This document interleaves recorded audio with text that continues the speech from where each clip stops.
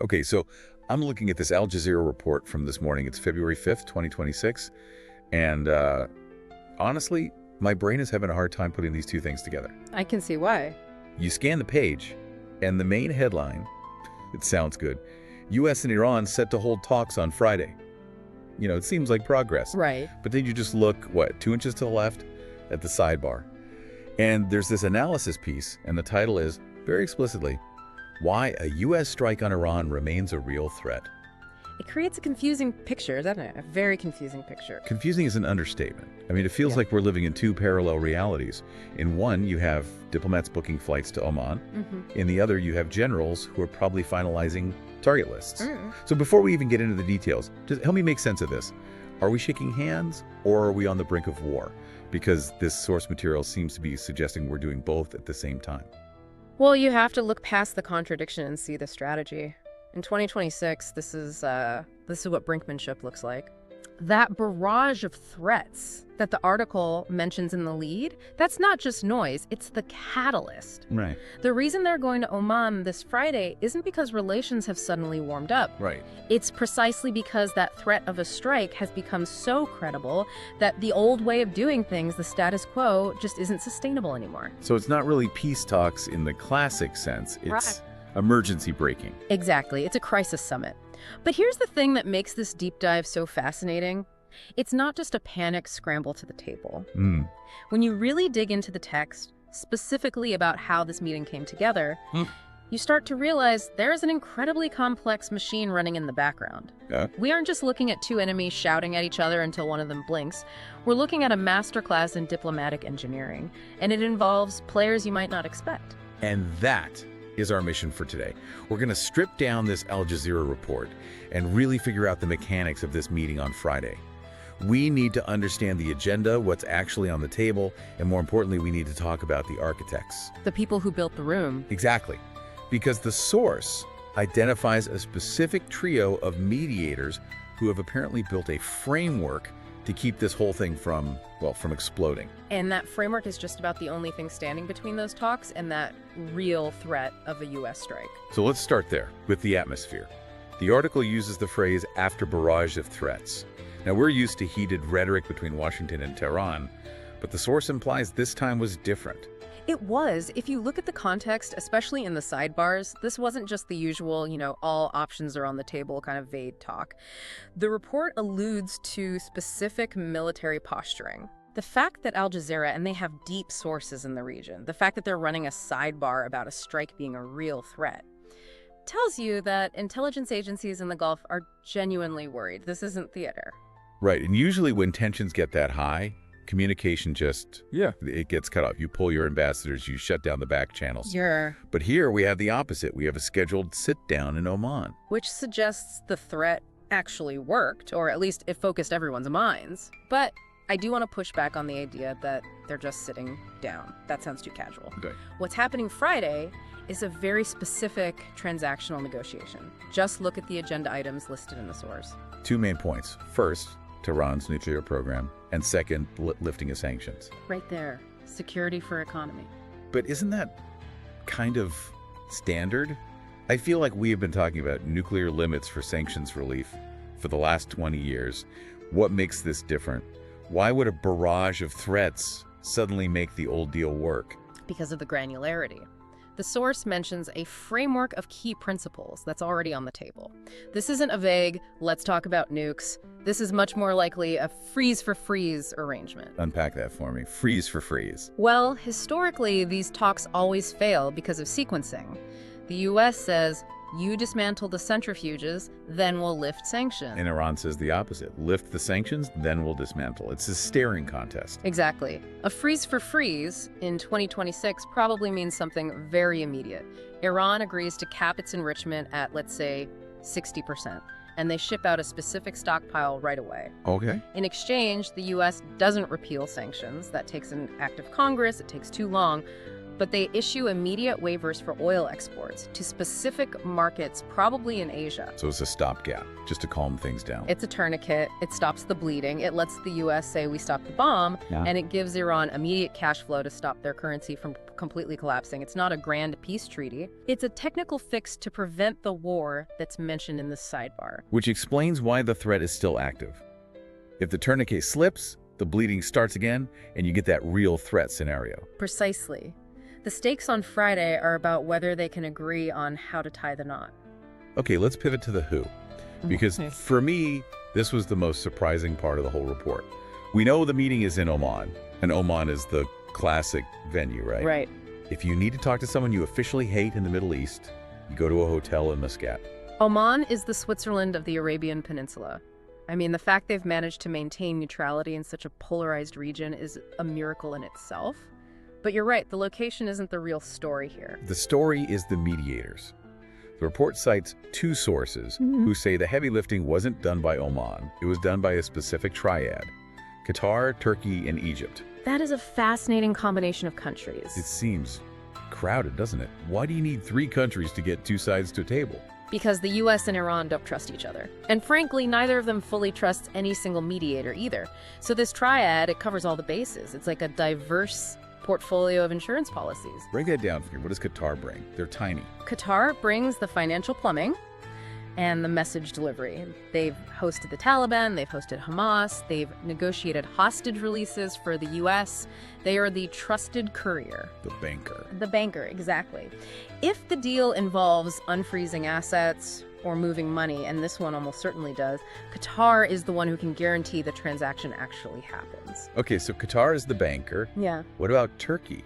They're a NATO member. Isn't that a huge conflict of interest? That's exactly why they're there. Turkey is the bridge. Yes, they're in NATO, so the U.S. has to listen to them. But they also share a massive border with Iran, huge trade ties. So they don't want a war next door. Ankara does not want a war next door. They're the pragmatist in the room. They can look at the Iranians and say, look, we know the West.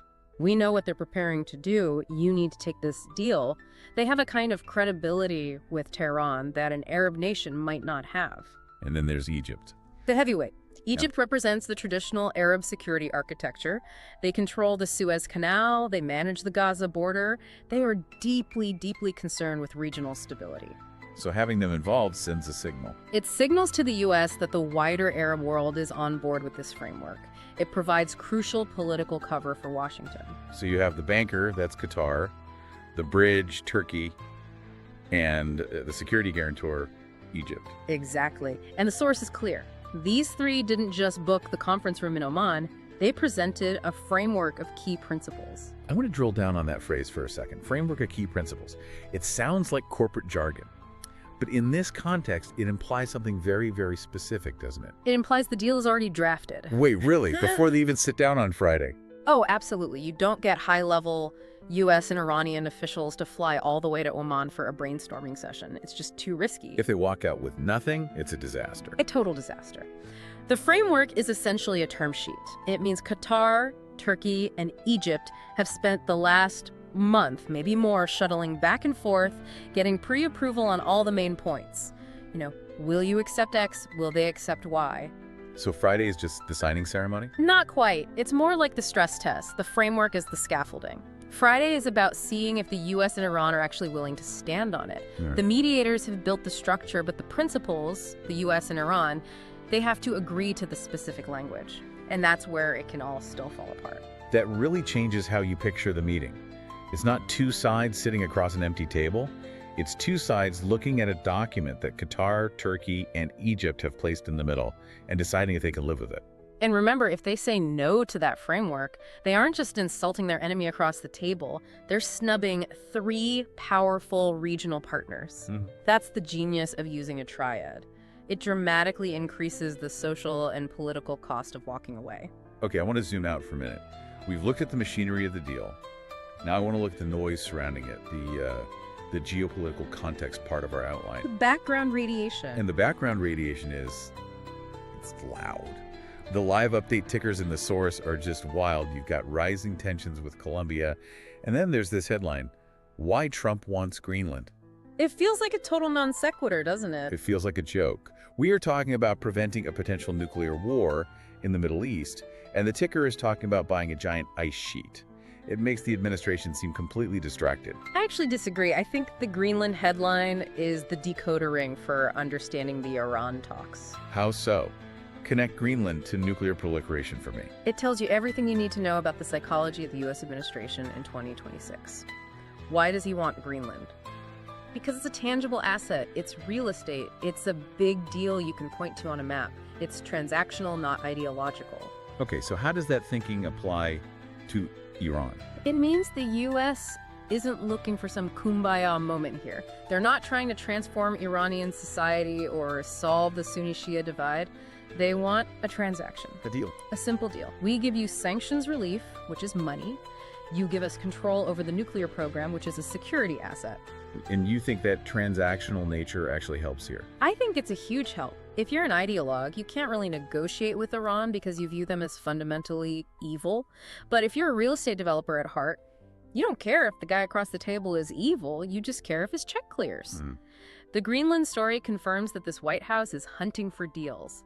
A nuclear freeze with Iran is just another acquisition. It's an asset to be secured. That is a really cynical, but I have to say a really compelling way to look at it. It just strips the morality out of the whole thing and makes it a business negotiation. And the Iranians know this. They're excellent readers of American politics. They know that if they can frame these key principles as a big win for the U.S. president, something he can brag about right alongside his Greenland ambitions, he'll probably sign it. So the chaos of the news cycle actually helps. The chaos, Colombia, Greenland, the threats themselves, it creates a kind of smokescreen that might actually make it easier to cut this deal because the bar for success is different. How so? Success isn't world peace. Success is I made a big deal and I stopped the war. But we have to circle back to the war part, because for all this talk of frameworks and transactional logic, the Al Jazeera source is absolutely adamant. The strike threat is real. It is. It's the ghost at the banquet. If the mediators fail, if Turkey can't bridge that gap or Qatar can't guarantee the money, what happens Saturday morning? That is the scary part. The source says a U.S. strike on Iran remains a real threat. That phrasing suggests the plans are operational. We are not talking about drawing up plans. We're talking about executing them. So if the diplomatic track completely collapses on Friday, the military track is the only one left. It feels like such a binary outcome. A deal or a war. It is. Usually in diplomacy, you have the option to sort of kick the can down the road. You agree to meet again in 6 months. Right, buy some time. But the barrage of threats and the speed of their nuclear program, it all suggests we're out of road. They either take the off-ramp that the mediators have built, or they drive straight off the cliff. Which puts an unbelievable amount of pressure on those diplomats in Oman. I mean, can you imagine being the Egyptian or Qatari representative in that room, knowing that if you can't get the language right, the alternative is kinetic? It's the definition of high-stakes diplomacy. And it explains why this framework was kept so quiet until right now. They needed to make sure it was as bulletproof as possible before they brought it out into the light. So as we wrap this up, what should our listener be watching for on Friday? We know the meeting, we know the location. Don't just watch for the handshake photo. That can mean anything. Watch for the specific language they use regarding the framework. If the post-meeting statement says something like, "We agreed to continue discussions based on the framework presented," that is a huge win. That means the structure held. The structure held. But if they don't mention the framework, or if the statement is super vague, or worse, if there's no joint statement at all, then you should worry. That means the barrage of threats is right back on the menu. It's just chilling to think that global stability might hang on a document drafted by 3 middle powers who are just trying to keep the superpowers apart. That's the reality of the multipolar world in 2026.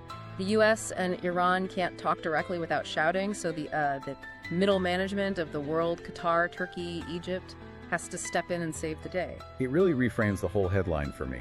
It's not U.S. and Iran meet. It's, can the mediators hold the line? That's it, exactly. I want to leave you with one final thought to chew on.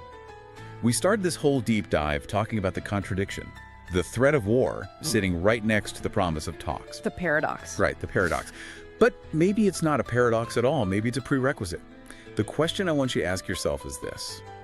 In this modern geopolitical landscape, is it even possible to get to a framework of principles without the credible threat of a strike? Is the fear of the alternative the only thing that actually forces a framework into existence? Is the gun on the table the only reason anyone's bothering to read the contract? That is the question. We'll be watching the news out of Oman very closely this weekend. Thanks for taking this dive with us. Stay safe and stay informed. See you next time.